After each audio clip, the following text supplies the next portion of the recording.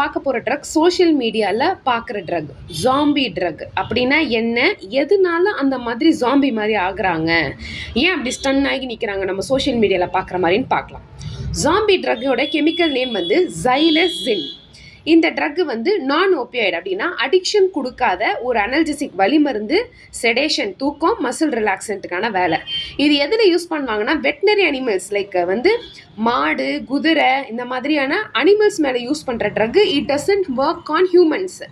ஆனால் நம்ம மிஸ்யூஸ் பண்ணுறோம்.